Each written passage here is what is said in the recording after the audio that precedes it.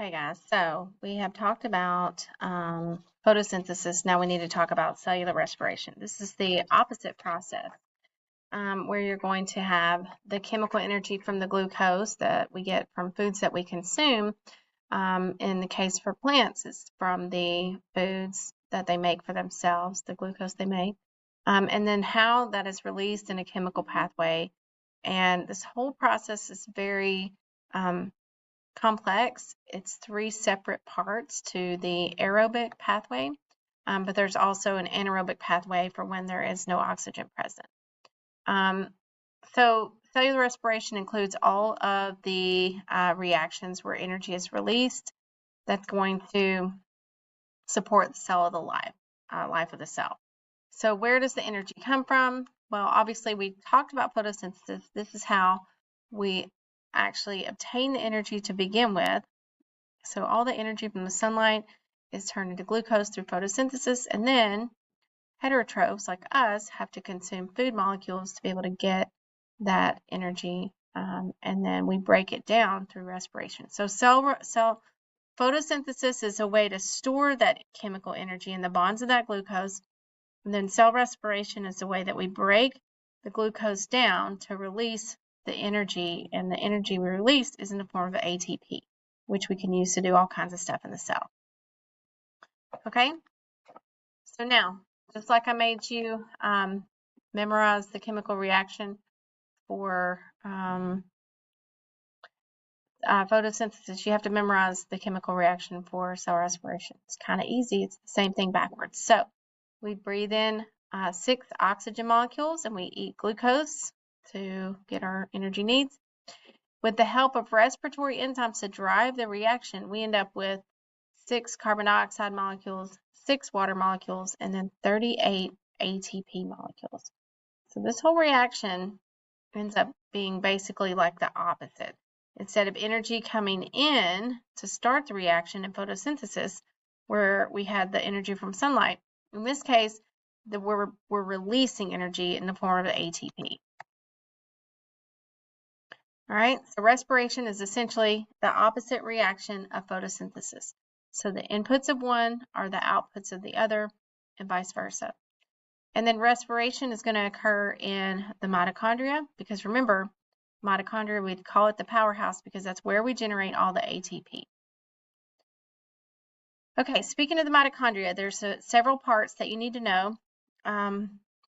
As you flip over your notes, I think it's a good idea to maybe just draw a little picture of this. You're going to see it again, and to know the primary parts of the mitochondria.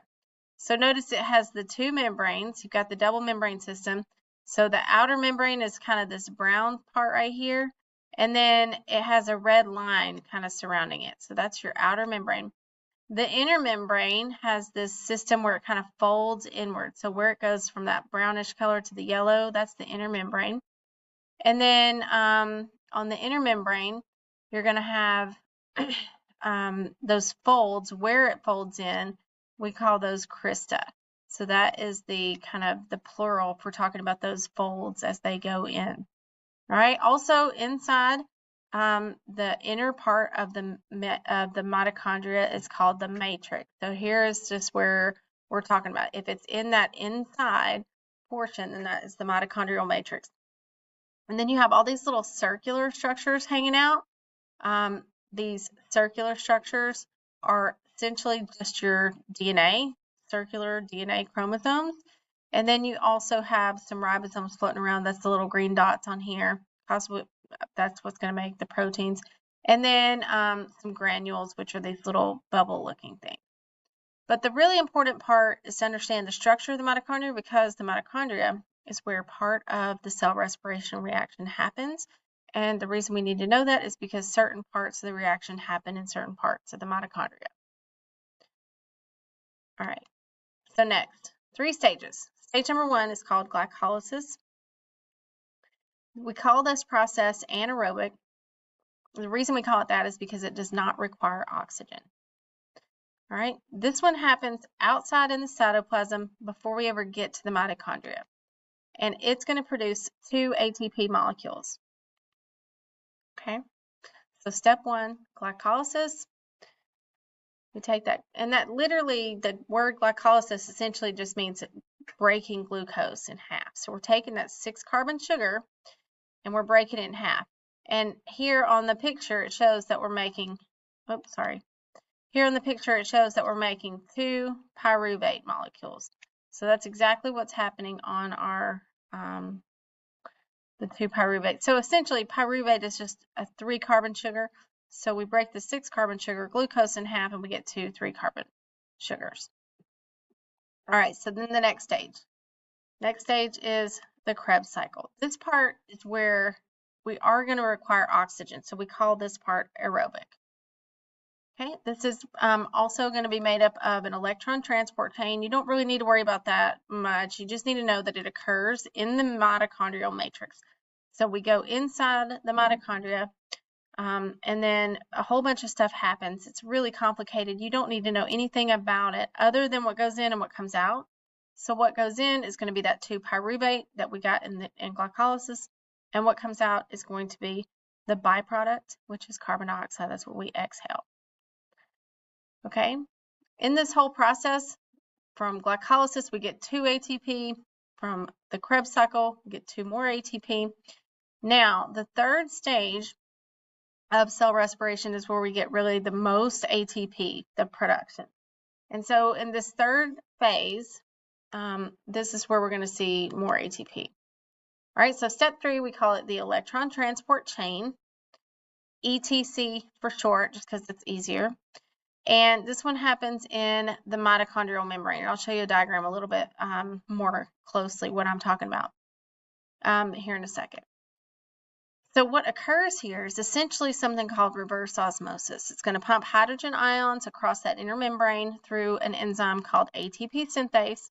In the process, it's going to add electrons to those hydrogen ions, It's going to generate those hydrogen ions, pump those across. Those are going to join with oxygen and form water.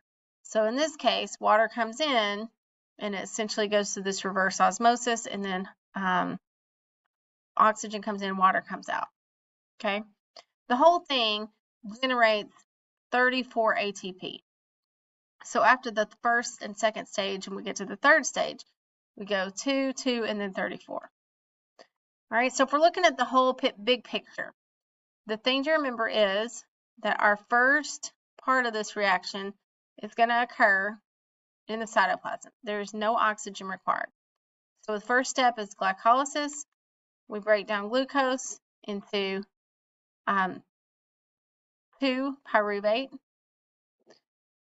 In that process, we get 2 ATP. All right, and then we have the Krebs cycle. In that process, we get 2 more ATP. So pyruvate comes in, carbon dioxide comes out. Third step, we have electron transport chain. In this case, you have your input is going to be oxygen, the output is going to be water, and we get 34 ATP. So this is going to be where we get the whole bunch of ATP produced. Okay, so on your paper, it looks a little bit more like this, and this is just to kind of give you an idea of, you know, what you need to know, inputs, outputs, and where they happen, right? So this is what we did for photosynthesis. So if we're looking at this diagram, this is the same thing, but just like everything else, there are multiple diagrams to kind of show the same processes, right? So first, our glycolysis happens in the cytoplasm. This is outside in the cytoplasm. And then you take this 6-carbon glucose, that's going to be our input, and that is going to be broken in half to produce this 2 3-carbon sugars called pyruvate. So our input is glucose, our output is 2 pyruvate. In that whole process, we have to expend 2 ATP to get 4, so we have a net gain of 2 ATP. So at the end of glycolysis, we get 2 ATP, okay? So now, the products of glycolysis, which is going to be this 2 pyruvate, are going to go into the next stage. So if you look at the diagram here, we looked at it a minute ago. The mitochondria has that double membrane system. So you got the outer membrane and then you got the inner membrane, right? Inside that inner membrane, that's called the mitochondrial matrix. So this is where the Krebs cycle is going to occur. Now, again, super complicated, a whole bunch of steps happening here. You really only need to worry about what goes in and what comes out. So our input is going to be this 2-pyruvate that we got from glycolysis. So that comes in, a whole bunch of stuff happens that you don't really need to worry about, sometimes also called the citric acid cycle. And then our output is carbon dioxide. So that's what's released as byproduct. And then that whole process generates 2 ATP. All right. So then our last stage is electron transport chain. Now notice on this diagram, it kind of shows it happening on top of this line. So remember, this is that inner membrane. And so some parts of it happen on the inside, some parts happen on the other side. And so this is kind of like where in the light-dependent reaction of photosynthesis, you have multiple enzymes and proteins embedded within that membrane, and that's where the whole reaction occurs.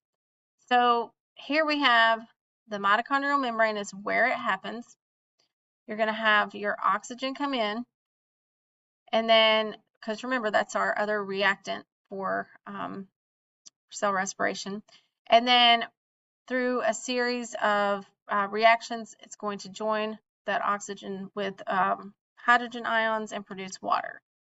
And then at the end of that, we end up with 34 ATP. All right, so what do we really need to know? We need to know what happens where, inputs and outputs for each stage, and how much ATP you get at each stage. Okay,